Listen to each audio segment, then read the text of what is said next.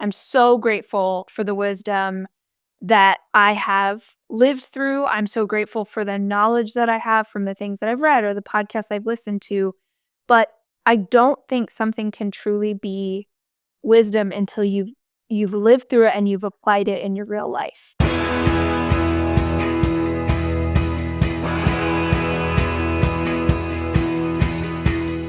Welcome to The One You Feed. Thanks for joining us. Our guest on this episode is Rachel Hollis, a multi-time New York Times best-selling author, host of the Rachel Hollis podcast, and a well-known keynote speaker. Today, Rachel and Eric discuss her new book, What If You Are the Answer, and 26 other questions that just might change your life. Hi, Rachel. Welcome to the show. Oh, thanks for having me. You have such a professional setup. I mean, the video looks great. I mean, everything about it. It's really good. I have nothing to do with it. Just so we're clear, this is all Jack. We give all love to Jack, the producer. Good work, Jack. Good work. He gets a shout out. We're going to be discussing your latest book, which I love the title of, What If You Are the Answer, and 26 Other Questions That Might Change Your Life. But before we do, we'll start the way we always do, which is with the parable. And in the parable, there's a grandparent who's talking with a grandchild, and they say, in life, there are two wolves inside of us that are always at battle. One is a good wolf, which represents things like kindness and bravery and love. And the other is a bad wolf, which represents things like greed and hatred and fear. And the grandchild stops. They think about it for a second. They look up at their grandparent and they say, well, which one wins? And the grandparent says, the one you feed. So I'd like to start off by asking you what that parable means to you in your life and in the work that you do. Yeah, I remember the first time I saw that. I saw it as a meme or something that came across social media years ago, and that stopped me in my tracks because it's such a good reminder that what we focus on, we create more of. What we focus on, we give energy to. And for me, that could show up in a lot of different ways, but it honestly always, like I hear it again with you, or if I see it again out in the world, it always will come back to my anxious thoughts versus my more focused, intentional reach for the more positive things. I can very easily swirl into an anxious mindset that will lead me nowhere good. And so I have to really be thoughtful about how I focus my thought process to not fall into old bad patterns. So what it makes me think of is wanting to feed the wolf of like the good stuff and the positive stuff and the stuff that I know is going to help me versus the stuff that is going to produce circular thinking in my mind and kind of lead me back to the same place over and over. So what sort of, can you share a little bit about what today's greatest hits of anxious thoughts are like for you? Like what sort of things are, I think they change for us in some different ways depending on where we are at a particular time in life. I'm just kind of curious what's circulating lately. To be honest, if I really boil it down, the anxious thoughts are old news. It's always about the past. It's never about what is happening in my present. It's definitely nothing associated with my future. It's a fear that perhaps bad things that have happened before are going to happen again. Having been through quite a lot of trauma in my life, I will tend to gravitate back to, it feels really good right now, but what happens if it all goes wrong? Yep. What are you going to do if this happens? What are you going to do if that happens? And I honestly think that this is going to sound so terrible, but also is real. And I feel like maybe listeners will be like, yeah, that's me too. I would have 1/10 of the anxious thoughts that I have if I didn't have children. If I didn't have worry or concern for the kids, or am I doing a good job as a parent for them? Am I leading them in the right way? Are they going to be hurt? Just every time they get a little bit older, there's something else, and it can be really easy for me to just add that to the pile of worry. Yep. and it serves nothing. It serves nobody. It does not help them. It certainly doesn't help me as a parent.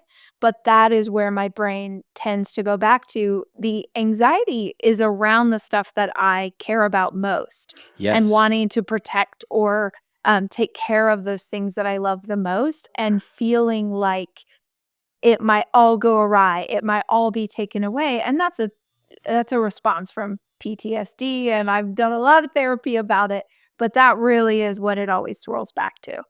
Yeah, there's a phrase. I won't get, I don't know if I'll quite get it right, but it's basically that our vulnerabilities, show us about our values, right? The things that really matter to us are the things that we often feel most vulnerable around. And obviously, children are that thing, and it's good that, they're that important. And as you said, the anxiety doesn't really help us be a better parent. So what do you do with, what's your process of, okay, anxiety has arisen, I'm in anxiety. Like, what's your process of working with it today? I absolutely have to interrupt the pattern. Mm-hmm. It took me a really long time to learn this, because I'm such I love getting deep. I get real deep in my feelings. I love just like, oh, let's just marinate in this. And I think that I believed for a very long time that if I could just keep going deeper and deeper and peeling more of the layers away, that I would get to the root cause and then it would never bother me again. Mm-hmm. And I feel like this is a trap. And it's a trap I've only really understood in the last few years, that I have to interrupt my thought pattern, because my thought pattern, it becomes repetitive. And I didn't know that that's what I was doing, this sort of obsessive thinking of just Mm-hmm. circling back around to the same idea over and over. And the more that I would try and unpack that, the more I'm circling back. Yes. So I think at this point, I've tried every which way you can think of. And what works best for me is like, we're obsessing over something we cannot affect. I mean, that's the first thing to notice. Can I actually affect this thing that I'm thinking of right now? No, I cannot. Then we need to do something right now in this moment to change my thought pattern, which usually for me looks like moving my body, like go on a walk, see the dogs in the neighborhood. I can put on some music. I can dance around. I can go talk to someone. I got a house full of kids. I have an incredible partner. I can reach out and just have a conversation about literally anything, the groceries that we need to grab, or something funny I saw on the internet, but just anything to change the thought pattern. It really does dissipate that quickly for me. It's by continuing to think about it is when I kind of come into, I kind of feel trapped by it, and I can't really get out. So yeah, breaking that pattern is really helpful. I love what you said there, and I've thought a lot about this, and I've even had conversations recently with people about this, because there are different schools of thought on how to approach this sort of thing, right? And one of them is, it's sort of it's a depth psychology type approach. It's a when those are happening, it's information and it's telling us something, and we should figure out what it is. And I agree with that some of the time, but I also agree with you a lot of the time that, to me, they feel like just habitual patterns that run. And I don't know why they run. Well, actually, I do know why they started running, right? Yes. I have a pretty good idea of why they started running. But I don't exactly know. I don't exactly believe them when I think about them. But they go, and if I'm not careful, I just go along with them. And like you said, I'm not certain that going deeper into them provides any value at this point. There's a big movement also around like feeling your feelings. And I get it. Like, we don't want to avoid how we feel, but it's a slippery slope between avoiding what you feel and allowing yourself to remain mired in thought patterns that, like you said, aren't going to go anywhere. Yes. And I think for me, it's about, are these new feelings? Are these feelings that are happening because of something that has occurred in my real life? Because I would say 99% of the time, my anxious thoughts are about old stuff. It's like, remember that time in third grade you said that thing that was really embarrassing? Like, And okay, well, what did you say in high school that was embarrassing? And have you ever said something as an adult that was embarrassing? Like it really, I guess it's a balance. And the only way you can know, is this a feeling I need to feel? Is this a thought I need to be thinking? Or is this just a habit loop that I'm inside of? Is to know yourself and to Yeah. know what's going to be most helpful for you. And there are times where, okay, this situation's hurting me and I really just want to have a good cry and I want to have a good wallow in the way that I'm feeling, and I'll wake up tomorrow and it'll be better because I've allowed myself to process that. Mm-hmm. And then other times, especially when it's something I've thought over and over and over again, as soon as it shows up, I'm just like, nope, we Yep. do not have time for that. That is not helpful. And by Yep. being that quick Yeah. with it, I really can redirect and move on with my life, as opposed to an older way of thinking for me, which was like, oh gosh, no, I really need to sit in this. And it just wasn't helping me to get better. Yep.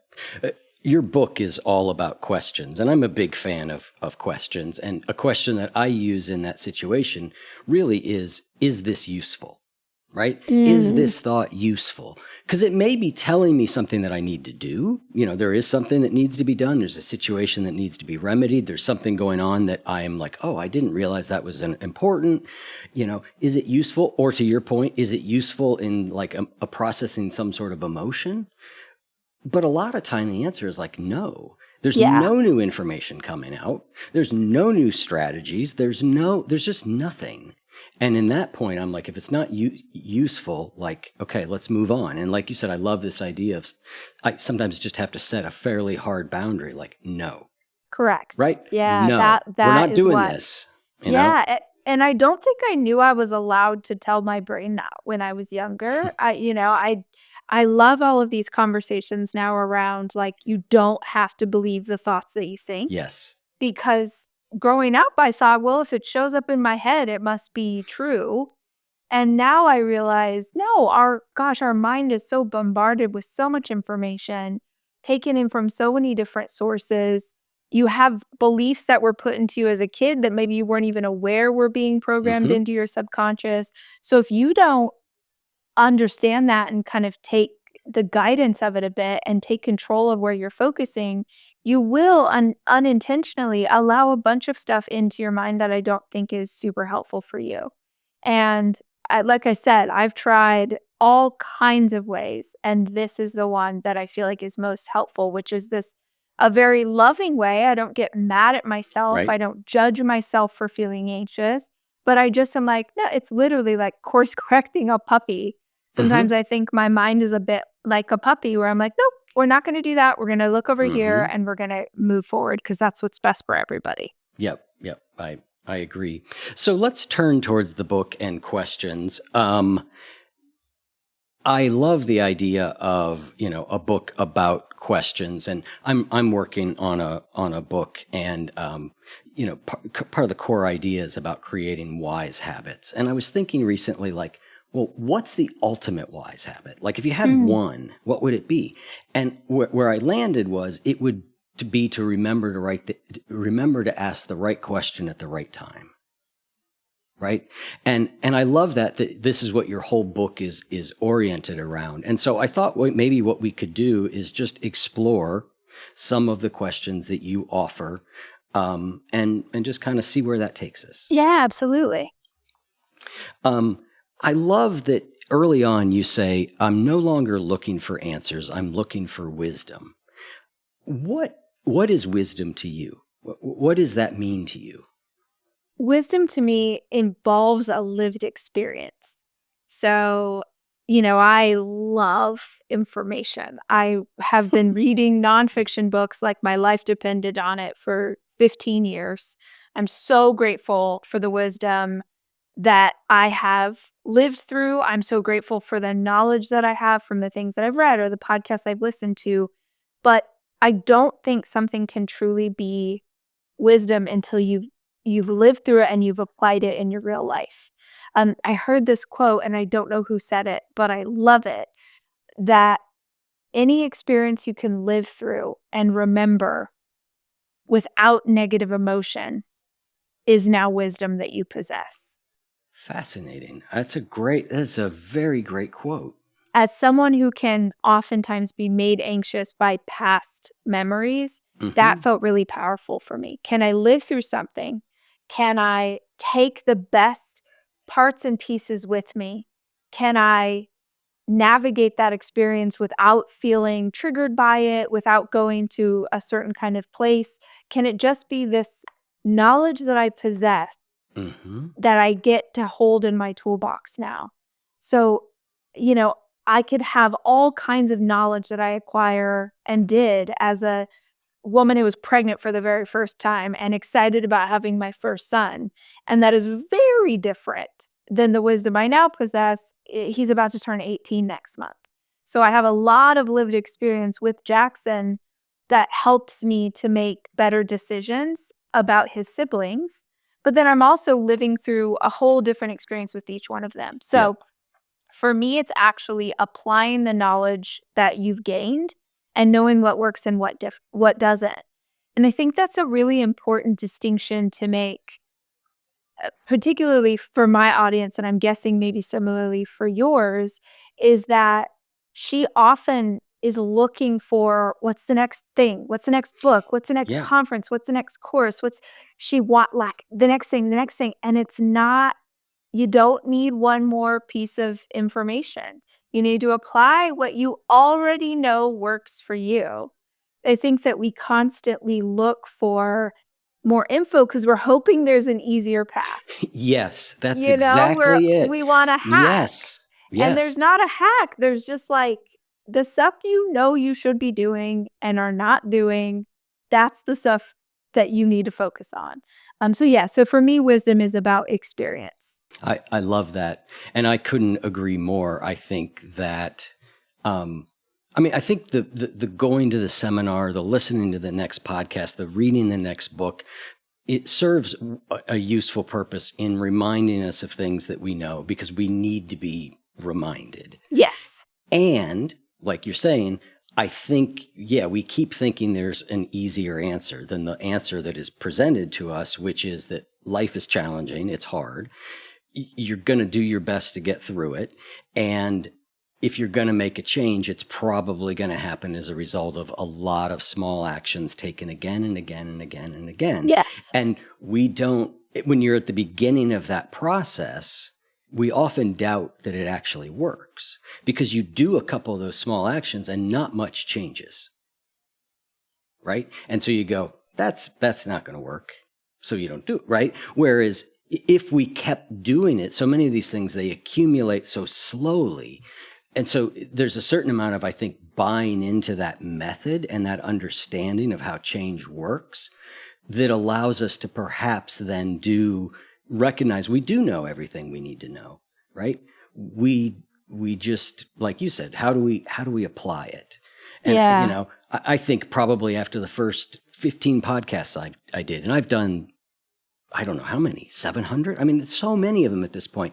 Probably after the first 15, if there was some soul who was capable of applying all the knowledge and wisdom in those first 15, would be light years ahead of somebody who had, listened to all 700 of them and only partially applied little bits of it. Right. But it's more fun and easier to listen, to read. And I'm not putting that down. I still do it. I love doing it. Same. And how do we live it? And I love that's your definition for wisdom. Yeah, there's a great expression, which might be John Maxwell. I'm not sure who originated it, but the old expression is knowledge is power. And he says, no, knowledge is not power. Applied knowledge is power. Yes. If you have all the knowledge in the world, but you don't actually take any action against it, you're going to be in the same spot that you are next year. And you hit the nail on the head because it is fun. It's so fun to want to start your first podcast or begin a business or make a change in your life and go get together with like-minded people, go have coffee with your friends, go talk about the thing. And if you're not careful, 6 months go by, 9 months go by, 6 years go by, and you're still talking about the thing you want to do. because it feels like you're making traction and it feels like you're making change in your life because you're talking about it.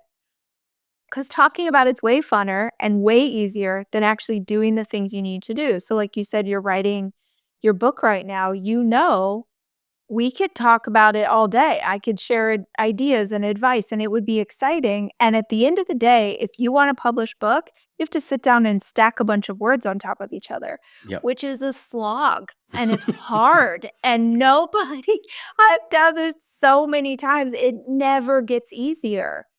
It would be way funner to go talk about writing a book than actually writing a book. But if you don't do the hard stuff, you don't get to experience the joy of getting to the other side of your dream. Let's go to a question that I really like, which is, what big thing is actually little? Tell me about that question. What's important about that to you? Yeah, because, this question came about because I kept seeing so many people in my community, friends of mine, and I'm going to make sweeping generalizations that this, I'm sure, happens to dudes as well, but a lot of women just make a really big deal about something that, as my teenagers would say, like, it's not that deep, mom. Like, it's not that deep. So I was on a podcast tour like a year and a half ago, and we played this game. I played this game with the audience where I would say, let's play a game of Never Have I Ever. Are you familiar with Never Have I Ever? Sort of, but you can refresh me. refresh It's like a camp game. Yeah, But you would start with 10 fingers and you see who you can get out first, but you would say like, never have I ever climbed a mountain. And then if you have done that thing, you put a finger down. Okay. So I play this game with the audience, but the intention is that I am naming things that people really want to do, but don't do because they're afraid to, or don't do because they think, quote, I'm not that kind of person. So it would be things like, never have I ever gotten a tattoo.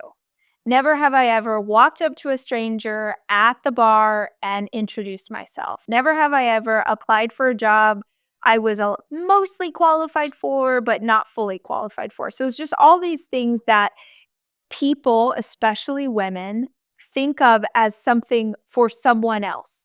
That's for a different kind of person. That's for my big sister. That's for the cool girls in middle school. That's for someone other than me. And I was so flabbergasted by how many people were not doing things that, in my mind, were so simple. So, like, in most audiences, 2/3 of the room has always wanted to get a tattoo, but doesn't get a tattoo because they're like, well, I could never. I'm not that kind of person. I'm like, y'all could literally leave this room and change that tonight. Within an hour, you could go get a tattoo. I'm not saying you should, but you would go get a tattoo, and for the rest of your life, you see yourself as a completely different kind of person. And I think that those kind of moments, like those before and after moments where all of a sudden you are someone else based on a decision that you made, is really powerful, especially for people who have there's a lot of care that they give to others, a lot of taking care of other people, and you begin to identify yourself through the lens of others. It's really powerful to do something. I mean, it's so ridiculous. Cut bangs, shave your head, get a tattoo, like just go on vacation by yourself. It sounds so simple, but I was shocked at how many women were really sort of frozen in fear over doing these things that were pretty little.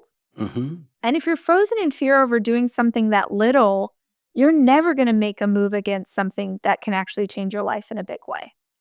So I wanted to have a conversation about what are the little things that you're not doing because you're making a mountain out of a molehill. And if you can start to take on some of those littler things, the example I give in the book is going to a concert by yourself. I love music. I'm a massive fan. Mm-hmm. And I love concerts. And I'm really blessed in that my fiance also loves music. So he's super happy to go see shows with me.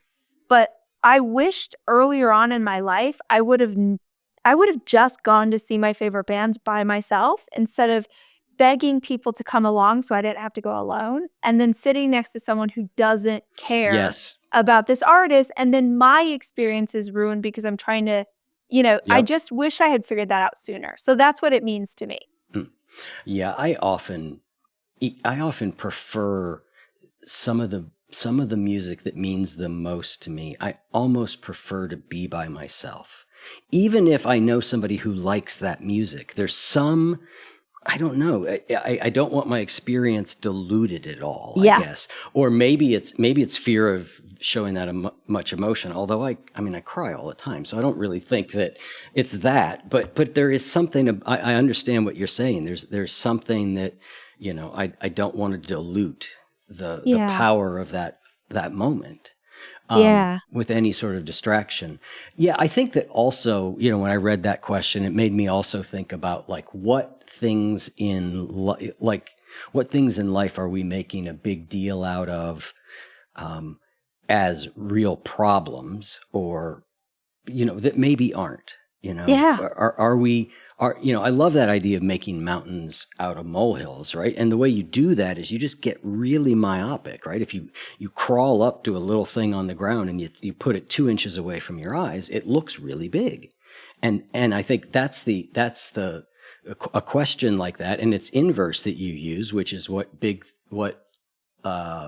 thing am I thinking is little? But those are just quick ways of changing perspective. And ultimately, that's what we want from a question, right? We want it to cause us to look differently at something. Yeah. I think, again, it's sort of circling back to what we talked about at the beginning of what we focus on. And even as you were talking, I was thinking about moments in my day where I will be distracted by something and I will turn that into this big thing. And it's really not worth my time or energy to start obsessing. It's so easy for me to do that because, especially in a season like this one where so much is going on and I'm trying to accomplish a lot in a given day, I can get really sort of obsessively focused on something. I'm like, oh my gosh, here's a perfect example. I have a really full day. I'm doing this conversation with you, and then I have a bunch of personal projects that I'm trying to get done. All of these things going against launching a book, which is just, it's a lot of work and a lot of energy if I want to do it well. And I do really want to do a good job for my readers and my community.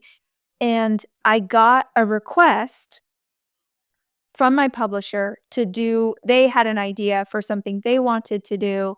And can you also write this piece for us? And then we're going to push it out.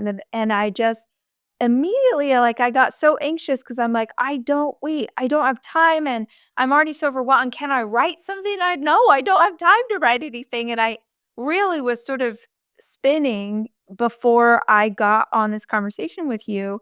And an older version of me would just completely go off the rails with that. I would give incredible meaning to what, I have too much and I don't have enough time and I'm not supported, and just all these stories I might tell myself. And then it just popped in oh no, you just tell me you don't have time. It's that easy. This is actually you need to not make this such a big deal. You're allowed to just say no thank you and move on with your life. That truly would have taken me a whole day, if not hours, in the past. And it ended up taking 11 minutes. Took me 11 minutes to figure out that I was allowed to say no and to move on. And it really just wasn't that big of a deal. I love the reminder that the meaning that we give to things is a big determining factor in how we're able to navigate life. Yeah. So if you're giving this big meaning to something that's actually quite small, it's going to make everything seem way more serious than it actually is. Yep. Yeah, that's another favorite question of mine, which is what am I making this mean and what else might it mean? Because we are creating meaning all the time. You can't not do it. The brain simply will do it no matter what. But recognizing that there is a construction process going on in there, and that just that, which we just generally don't do, right? We think that the meaning is what we think it means. Yeah, and because it often that arrives so quickly and that's it. so you believe it so thoroughly. You know, Yes, yes. I watched this with my partner Jenny's mother when she had Alzheimer's, and I watched her like arrive at conclusions that were preposterous, that she believed absolutely. And I'm not saying, I mean, when someone's brain is not working that well, you sort of get to see the process that we all go through. It's just the parts, it's so exaggerated that you can see the little bits of it a little bit better. And I could see that in her. It would just, the brain wouldn't be like, well, I don't know. It doesn't do that. It's like, boom, it just fills in a meaning and then you buy it 100%. Yes. It's amazing. I heard this expression, not even an expression. I heard someone say this years ago. I don't remember who, but they said the very first thought your brain has is what your programming tells you is true. And the second thought your brain has is who you actually are. And the example that I always think of this is seeing another woman walking down the street, and she could be in, maybe her outfit's really sexy, or maybe her outfit's like crazy, or maybe it doesn't even matter what it is. But before I can think anything else, my brain will supply a judgment.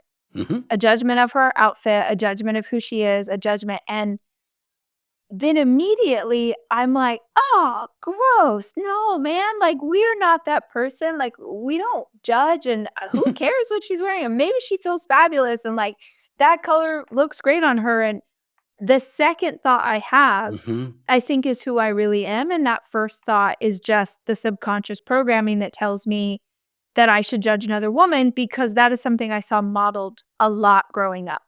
So I think it's okay what your brain supplies as meaning if you can catch it, if you can notice the thought.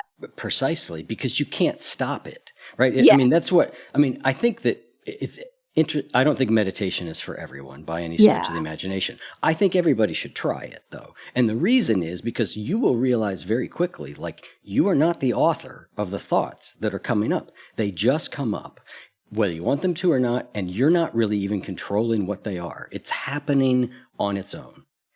And so, and I think it's really good for us to be able to do what you said, which is let the first thought come, recognize its conditioning. I'm not bad because I have it. It's just what the brain does. But is that who I want to be? Yeah. And I think, again, going back to this idea of training our thoughts to catch it and redirect it in the same way that I would do with my children. I watch my kids say something or see something or focus on something, and I know that the thing that they're thinking is, like, maybe it's my daughter and she says something rude to her brother, and then they're, I want to redirect, or I want to give her information about how that might feel to the person who's receiving it, even if he is your big brother and even if he did bug you. And it shows up a lot with my kids of trying to make their siblings human in their mind because in their mind, like, oh, that's my brother and he's the worst. But how would that feel if someone said that to you? And how, would that hurt your heart? And, I think it's the same thing that we need to do with ourselves. Parents especially, I think, we're so much more compassionate to our children. We're so much more graceful with our children than we would ever be with our internal monologue. Mm-hmm. So if you can begin to think through that lens of like, oh, yeah, okay, we did think that, but that's not, here's what we actually want to think. Or I think a really good example of this is if you catch yourself saying, like, let's say you see someone who's in your industry, whatever that is, whether it's another mama, like your stay-at-home mama, or it's someone who does what you do, you see them and you judge what they're doing, or you think something unkind about them. And if you're really honest with yourself, that judgment or that criticism is coming from a place of jealousy. Like when you see that kind of like, oh, that's what I'm doing. And it's really hard to admit, because none of us want to admit that we're that person. But if you can notice that, and actually, I have taught myself to do this, and it's so annoying, but it really does work, is to stop the unkind thought or to stop the judgmental thought and force myself to say a prayer for more success for that person. Man, she is an example that success is possible. And look at what she's getting to do. And like, wouldn't that be so amazing? Number one, to pray for more success for the person that you are judging, for the person that if you're being honest, a bit jealous of. And number two, to see that jealousy as a clue for things that you wish you had. So often I think like the internet is filled with people who are actually jealous of the people they're judging, but they don't realize that's what it is. I think that signal, it's manifesting maybe in unkind ways, trolls tearing apart people in the comment section. But I think what's really there, I don't think it's like an evil person who's like, waving their pitchfork. I think it's someone who like has some untapped potential, some untapped desires, and they're not even in touch with themselves enough to know that jealousy is a signal like, well, maybe I could write a book. Well, maybe I could learn to play guitar. Maybe I could try and do that thing. So just understand that the jealousy, again, if you can look at your own foibles without judgment, is a really good indicator of maybe something that you want to make change on in your life. Yeah. You've got a question later in the book around this same idea, which is why do you believe what you believe? And I think, kind of going back to the jealousy thing and other things, I think it's good to always question your thoughts. Why do I think this way? Why do I feel this way? And we've talked about like not believing your first thought. I think there's a corollary of that to me, which is the more strongly I feel it, the more suspicious I now am of it. Ooh, that's good. Right? Like the more it's just, because it feels even more certain. Yes. And I go, wait, hang on a second. Like sometimes it's spot on, but sometimes that's a real sign to me that like I'm going off the rails on something because it's that emotionally weighted. Yeah, that's such a good one too, because the emotional piece is when I feel something that strongly, it is my emotion. It is not like my smart brain talking. It is not the rational part of me. It is usually my most emotional self. And she never makes good decisions. She really does not. She makes decisions out of fear. She makes decisions in anger. She does a lot of things that end up hurting me and that I then need to clean up later. So a great thing I've learned over the last 10 years especially, and I think this just comes with getting older, is to sit and not make a move, to not do anything, to wait and see if this very strong and intense feeling I am having dissipates, because then it's not sort of rational thinking, it's just my emotional side wanting to show up and have an opinion. I end up having, I sometimes think I'm too good at that, meaning that I'm so good at like, okay, just let the emotional energy settle before you do anything, which is really good generally. But I think that what it can turn into for me is that it's hard for me to broach difficult things with people. And sometimes I need that emotional energy to do it. And if I let the emotional energy settle, what ends up happening is my brain comes in and goes, it's not really important. It's, it's just, it talks it away. And then it's something that does, it's a big thing that actually does need addressed, that I talk myself into making it a little thing. And I think that's why with all this stuff, it's so helpful to know, like you said it very early on, to know yourself. Yeah. And it's why advice is not a one-size-fits-all thing. And you talk about that early in the book also, that like, if you think someone else can give you all the answers, you're going to be disappointed because there isn't an answer that fits not you. I used to coach people a lot, and you'd end up giving people completely different advice because they were different people. They needed different things.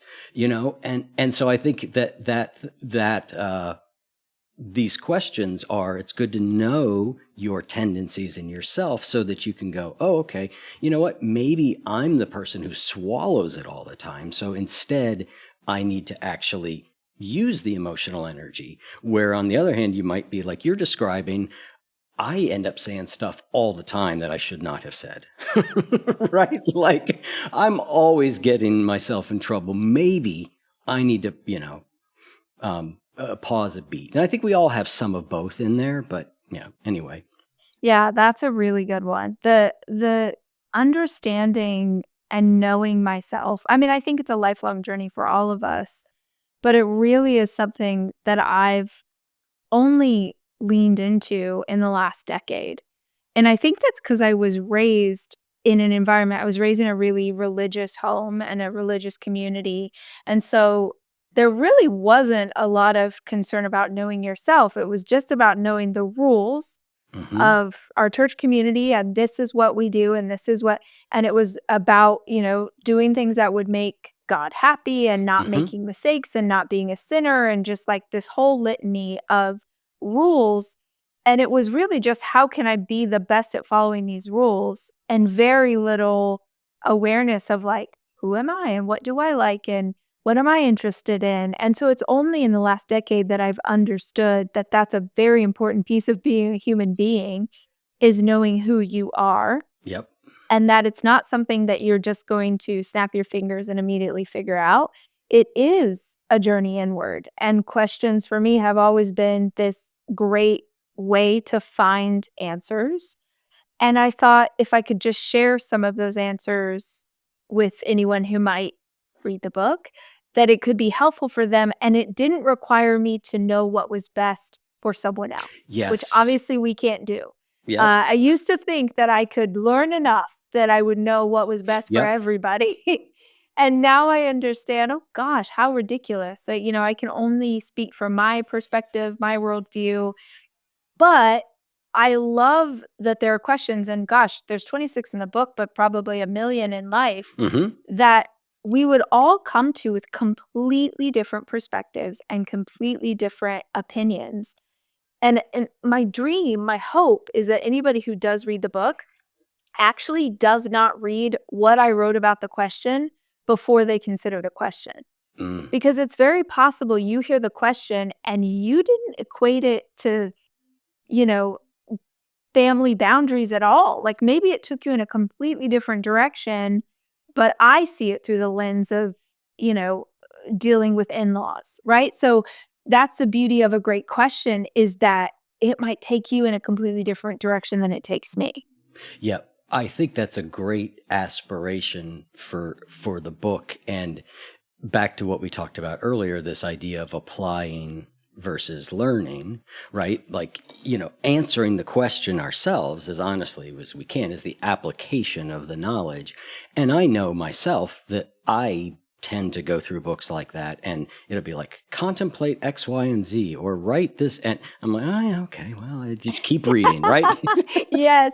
Same, keep reading. Same. Yeah, I know exercises are good, but now some of that is as a profession. I get through these books in order to do interviews on them. If I sat and answered every reflection question, I'd never get anywhere. Right. But I do think it's a tendency of all of us in general, because it is easier to just keep reading than it is to actually ask ourselves a difficult question that causes us to go, I don't know. Yeah. No, for sure. For sure. Like, because it's, again, going back to this idea of you could just get a bunch of ideas and not actually have to hold a mirror up to yourself. I am such a huge fan of journaling. It is a massive part of my life and has been for decades and decades. And I think because that was my first form of therapy, like writing in a diary as a little girl was how I got things out. And in my diary, I was allowed to say that this was hard and that this thing happened and I don't feel safe. And like I was allowed to say all those things I couldn't say to my parents.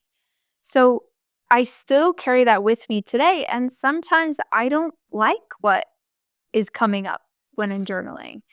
Sometimes I'm like, well, that's a bummer. Like, or God, we're still in this thought pattern, or dang it, that's not who I want to be. That's not the kind of attitude I want to have around things.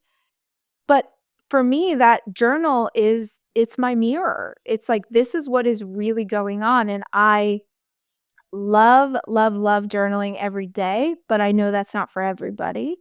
And I think that even if all you do is sit down when the mood strikes you, maybe it's once a week ideally, or even once a month, and just give yourself a time limit. Say, I'm going to write no matter what for 15 minutes without stopping. Give yourself a prompt like, the things I want to improve this year are, or something I'm really struggling with is, and just promise yourself that you will not stop writing until the timer goes off. And you don't even think about it, don't question it, just like free form, just everything that comes out. And then go back through and read what you wrote. You will surprise yourself. It's like, it's where your inner thoughts sort of bubble up from. It's where intuition will show up. It's where the truth will come out, because we're really good at putting layers in and muting things and numbing things and not facing the truth. But if you just let yourself sort of get it out, some really incredible truths emerge, and you can't unsee them once you've seen them. I always say you don't have to change. You don't have to take a step. You don't have to do anything. But once you have the knowledge, you can't unknow it. And even if all you do is kind of sit with the knowledge for a while, I think that's a fantastic first step to understanding that change needs to happen. I agree. And if you look at, the scientific study of change and the theories of change, right? One of the most prominent that is called the trans-theoretical model, which we call the stages of change model. But it talks about different stages. Everybody's probably heard of this on some level, right? But the first phase is called pre-contemplation. It just means that you're just starting to have the slightest awareness that something needs to change. You're not ready to change. You don't actually think you should change. You're just starting to have a whisper. And then comes the contemplation, where you start to think about and contemplate the change. And then there's a planning stage, and the action stage is way down there. And I think there are times where the answer is like, just do it. It's simple. You don't need to give it a lot of thought. Like you were talking about some of these things that we're making a big deal out of. But sometimes certain changes, they need time to percolate. And what you're describing is the ability to just, you start to see it. I mean, I know my journey as an addict was a long one. I mean, there were initial whispers early in my drinking and drugging career, right? By the time I got sober at 24, I was, listeners will know this. I was a homeless heroin addict, and it's easy to point to like the moment that I went into treatment that last time and got sober, but there were so many moments before that where I just got a glimpse of the truth for a minute, and it made me uncomfortable. And I got another glimpse of the truth. Like you going, was it a moment of awareness of, oh, this is serious? This is like, what did those glimpses look like for you? They could range from just a general like, something's not right about this. And when I say this, I mean my use. To, full awareness, like you are out of control. You can't stop. This is killing you. And they were just different ones. But it took a certain amount of them, and it took a certain amount of attempts at change that failed to get to the moment where, if you were going to film the movie, you'd see me walking into this treatment center in December, and this, it's, the cue the triumphant music.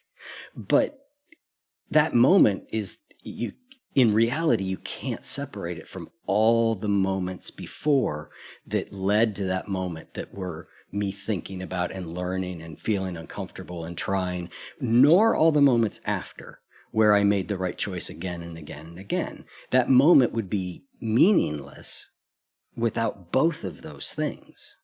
That's so good. And I feel like such a good reminder for people that we think the change is the instantaneous light bulb moment. Like you said in the movie, it's making that decision, everything goes right from here. But it actually is sometimes the stacking of 1,000 bits of awareness that finally got us to the moment where we could change everything.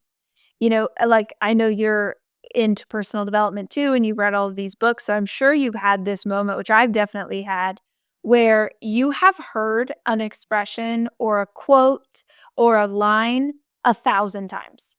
And just for some reason, I just got chills. I don't even have a quote in mind, but just for some reason, on one random day, you hear a line, you hear a scripture, you hear a poem, you hear something you've heard a million times before, but on this day, that fast, it just reorients the way that you see the world. Yep. It's not because everything changed in that instant. It's because everything has been stacking to lead you to the moment where everything could change in an instant. That's a beautiful way to say it. And I think it's that belief and understanding, I think, that also makes anything that, say, you just wrote a book, I'm working on a book, to believe that there's any point in saying these things that have been said 1,000 times before, right? Is to just have that hope, right? That the way that I'll say it will appeal to this particular person on this particular day for this particular, right? Yes. And if you're, at least, I think if you're trying to be like, well, I'm not saying anything new, nobody's going to say anything. Yes. Yeah, right? For sure. I am not saying anything new. Oh Right. my gosh. I don't think anybody who is in this space is saying anything new, because the Stoics had this, that we're just all repeating the things that they said so long ago. But I have personally experienced those moments of rehearing something, or I used to go to a lot more conferences, personal development conferences or business conferences, and sometimes I would go to one more than once. And some of those conferences are very repetitive. It's like beat for beat, they're saying the same thing. But there's one in particular I'm thinking of where I have my notebooks from each of the 3 times I went, and it is the same content, but my notes are completely different. Because 2 years removed from the first experience, I am a different person. And so the information I'm taking in is for who I am today. And I really just don't think we can undervalue how long it may take us to get to the point where we can hear what we need to hear. And simultaneously, for anyone who is doing work where you're trying to teach or lead conversations or help other people, you maybe will have to say the same thing 500 times to get to the one moment where it sinks in for somebody. But it happens again and again and again. I experience it as someone who consumes the books or the content. So I know that it must also happen for the people who consume the things that we create. Hey friends, it's Eric. Let's talk about something hard. How many times have you made a promise to yourself and broken it? You said you'd go to bed earlier, start exercising, or stop reaching for that late night snack. But when the moment of choice came, something pulled you in the wrong direction. Those moments, those choice points, are where everything happens. And when we keep failing at them, it doesn't just derail our goals. It chips away at something deeper, our trust in ourselves. But it doesn't have to stay that way. In my upcoming free workshop, The 6 Saboteurs of Self-Control, we'll explore what happens at these choice points, why they're so hard to navigate, and most importantly, how to approach them differently. This isn't about willpower or trying harder. It's about understanding the hidden forces that lead to making the wrong choices and learning the tools to rebuild your confidence one choice at a time. Imagine trusting yourself again, knowing that when you say you'll do something, you actually follow through. That's what this workshop is about. Join me and let's turn your choice points into moments of strength. Go to goodwolf.me/self-control. That's goodwolf.me/self-control to register for this free workshop. Yeah, when I got sober in in AA, and AA essentially is they've got one main text called the Big Book, and the first 164 pages of it are like the instructional part. After that, it's all stories. So it's been the same since like 1939. Nobody wants to change it. And I think there are some good and bad things about that thing. But the point here is that you go to meeting after meeting after meeting, and you keep reading the same thing. It's only 164 pages, right? Like, but if you're engaged in the process for real, you are like, wait a second. It said that? You know, it's something comes alive because you're not the same as you were the last time you read it. The text is exactly the same, but we're not the same. Yeah. Well, I also think sometimes I just need to be reminded of truths I already know. You know, I will re-listen to nonfiction books that I love again and again. You know, 7 Habits of Highly Effective People. One of my favorites. Yeah, just phenomenal. And once a year, I'll just re-listen to that audiobook because his voice is also very soothing. And I feel like my grandpa's giving me advice. But I'm like, oh, right. Thank you. I got distracted, but you're right. That is the truth. Like, just being reminded again and again, it's all sort of coming around to the same conversation today, which is just focusing your thought process. And sometimes you can do it yourself, and sometimes you need tools that other people have created to help you focus on what you know is true or what you need to be reminded of. But as long as we're aware that we can just keep coming back, try again.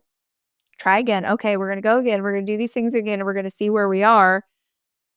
Instead of thinking that we're supposed to all have it figured out and that we're supposed to get it the first time and that we should be perfect or we should, give up, this is this journey of just like reorienting yourself, coming back again and seeing where you are today. Yep. And life just keeps changing. I mean, there's a sense that like, I mean, I've certainly had this sense many times, like, don't I have this figured out yet? Like, you'd think by now, right? And some of it is, yes, I did have it figured out for that version, but now my son's 18 and he's not 12 and he's not 4. And I'm, I'm using your example. In my case, I would say my son's 26 and, not 18. And I'm in my 50s, not my 30s. My parents are aging and ill, and they weren't, like, life never stops changing and presenting us with new challenges. And so there is a certain amount of this stuff we have to keep answering these questions again and again for ourselves because the territory is not static. Yeah, for sure. For sure. And I feel like even some of those lessons that we learned 10 years ago, 15 years ago, 20 years ago, maybe you haven't considered them as a potential to help you with what you're doing today or where you're at today. Yeah. And then the reminder, coming back around, oh, wow, yeah, that's a really great piece of advice. And I need to remember that small, simple steps are going to add up. And 6 months from now, things can look very different than they do today. And just all that stuff again and again. I don't know. I find it so helpful to keep revisiting the good knowledge, to keep reminding myself that, there's a path forward, that I can keep trying.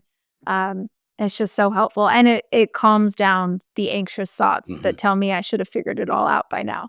Yep. So back to your questions. We've only gotten to a few of them, and there's so many good ones. I want to talk about one that says, what is your floor?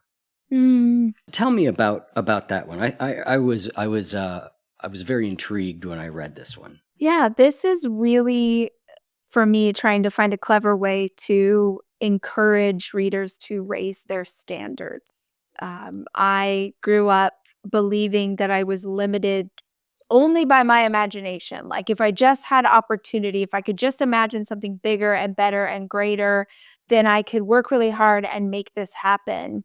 And if I look back on the last 20 years of my life, especially, the massive jumps that I've made that have helped me to get closer and closer to the version of myself that I want to be when I'm, 95, are not when I imagined a bigger future. It's not when I, elevated the ceiling. It's when I raised the floor.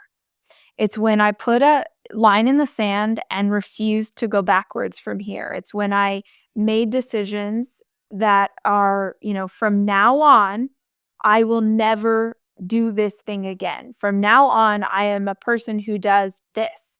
It's making those changes that change who you are.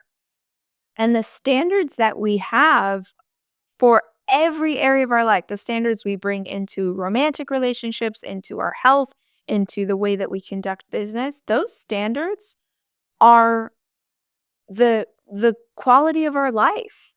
If you have low standards for yourself, if you're in a community of people who don't have any standards at all, your ability to move up and evolve and grow is going to be so freaking hard, because even if you go through seasons of great opportunity or great growth or something amazing happens, if your floor is all the way back down here and you can backslide that far, you're going to.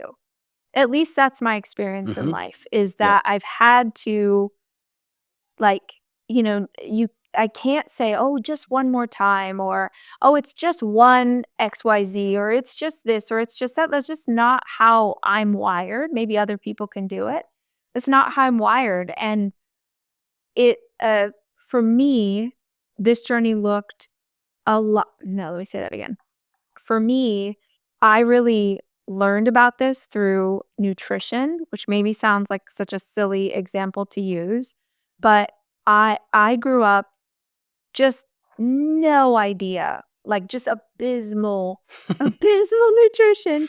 And, our parents can't give us information that they don't have. And neither one of my parents were raised in homes that were healthy or understood, that junk food and Cheetos and just all of that stuff that it doesn't just affect us physically, it also affects us emotionally and our cognitive ability. And they just didn't have that info. So I didn't have that info.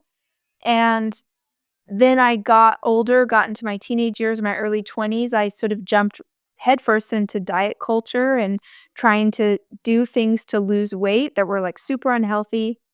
And I just went on this seesaw, this yo-yo, this just all of this stuff. And it was a really it's going to sound so stupid, but it really was the first time in my life that I ever made a from now on decision.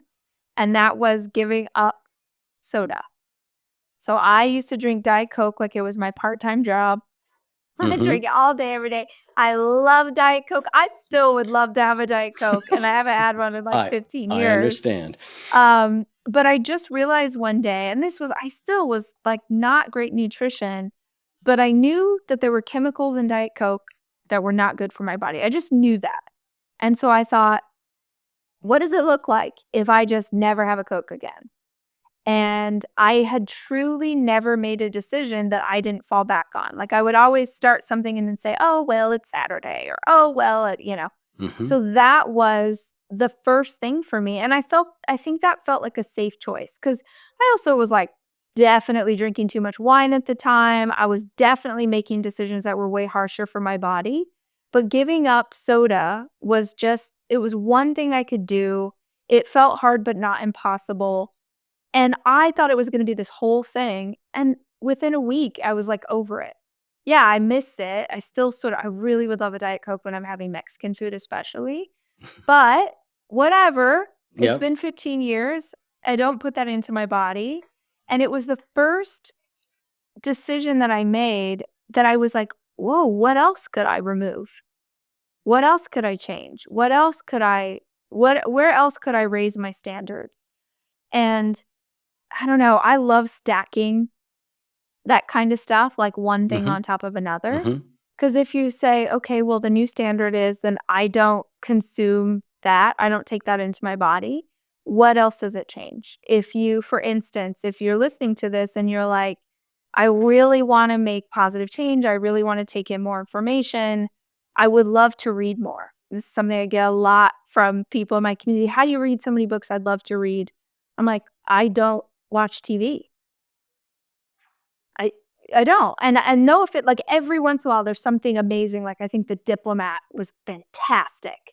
I loved The Diplomat. But like, I don't consume television. So every night for 15 years, not every night, let's say 98% Yeah. of nights for 15 years, you will find me in bed, probably on a heating pad because it's my favorite, reading nonfiction. And that is how I'm able to read. That's how I'm able to get ideas. That's how I'm able to like, oh, let me take this concept and see if I can rework it. Or maybe I can interview this person on the podcast. But that's a standard that I set for myself. It's what are you willing to give up and to never touch again in order to have a life that feels more like the life that you want to have? So that's what it looks like for me. It's not about can you give yourself more opportunity? It's can you raise the bar for yourself so that you're not backsliding. Yeah, I've heard some version of that that's a little bit like, what really matters is not who you are on your best day, but who you are on your worst day. Ooh, that's good. Right. And That's good. it's the same idea. And, I think this idea of like drawing a line in the sand and saying that is it is can be really effective. And for some people, it's very problematic because they're not yet capable of making that. And I'm thinking about things like addiction and Yeah. where that like it's just black or it's white. It can be problematic for those people because it is an incremental process of improvement. But I do think there's a lot to be said for this idea of, like you said, it's not that I have to keep aiming higher with everything. It's that I need to bring up the parts of my life that are low. There's a friend of mine, Jonathan Fields, who has a podcast called The Good Life Project, and he wrote a book a few years ago, and I don't remember it, but he basically talked about like we all have these 4 different buckets in our life, like contribution and connection, and his point was that the lowest one of those buckets is the limiter on everything else. And so, whoa, that's right, so good. So you want to, like you say, you want to raise the floor. If your connection bucket is completely empty, everything else in your life is going to get dragged down around it. So you've got to focus there on bringing that up. And so it's So when I read that floor piece, it really resonated with me. And certainly I do think for certain things, for me, there has had to be a very clear line, like no mind-altering substances. The answer is no. It's not there's no debate, there's no question, of course it comes up, but the answer is always no. Yeah. And it took me some attempts till I could get there, but now, like you say, it's pretty easy. Isn't it interesting too when having made decisions like that, and I know that you've experienced this, something different occurs when it's a forever choice. And I don't even know how to properly explain it. And I don't know how to like do these 3 things and it'll be a forever choice, but you feel it in your body. You're just like, oh, that's done. Okay. I don't know how to like explain that in the right way, but even giving up like nutrition, as I talked about, has been this evolution for me over a long period of time. And even getting to the place that I am now, I never ever would think that this version of me, if I went back 15 years, that I could imagine a world where like I can't even tell you the last time I had fast food. I can't tell you the last time I had junk food. I can't, and these were not like side dishes of my life. This was the main event. This was all I ate, all I lived off of. And now it's not even, I don't even think about it. It's a really, but I wish that I could bottle up whatever it is that you hit a place where all of a sudden it's just done. And you know it in your spirit. You're like, I don't have to worry about this anymore. This is just not something that I care about. Yeah. Yeah. I think if anybody could come up with that, you would cure addiction and you'd be the wealthiest person on the planet because you would solve a completely intractable problem, right? That we all, these things that we know we probably shouldn't do, but we still keep doing, they plague everyone to some degree. Yeah. They plague everyone, but you can make progress. I tell this story, listeners are probably like, oh God, here he goes again. But I don't know if that, probably not. I don't tell it that often. But a few years ago, my mom fell and broke her hip, and so I was her primary caregiver. And every week I would go to the pharmacy and I would pick up her medicine and I would get her groceries and I'd bring them back to her. And it was about a month or a month and a half into that I realized I was carrying OxyContin from the pharmacy to my mother. And not only had I not wanted it, I hadn't even registered really what it was. And I would have probably robbed you at gunpoint for that in 1994. And again, that's not a bragging. I think that the point of that story for me is something that seems so intractable today can become, as you said, going back to wisdom, can become an experience in my past that has been drained of its emotional energy to a certain degree. Wow. And I think that's the hopeful story of change, right? And that's a lot of years and a lot of effort to get to that point. Amen. But it is possible. Yeah, it also makes me think just vibrationally, because I love the idea of energy and what vibration we're living at. Vibrationally, like, do we just get to a place that it doesn't even come into your awareness what you had in your possession because you are not at the vibrational frequency of that substance anymore. Like you've gone to a different level, and so you can't even feel that thing. And I feel like it's like so beautiful that we've kind of found our way here in this conversation, this idea of like a million, chips at the marble to get to the place where you hit that moment where it's just not something that affects you anymore. And maybe those, it's chipping things away, but it's also sort of climbing your way up the ladder so that you're just at a completely different level than you used to be. And so the things that are at that lower level that you used to be, they can't even touch you up here. I think that's a beautiful place to end. And Rachel, thank you so much. I've really enjoyed this conversation. I really enjoyed the book. I loved all the questions. Thanks again, Rachel. Yeah. It's been such a pleasure. And we'll have links in the show notes to where people can find you and find your book and all of that. Yeah. Thank you so much for the time.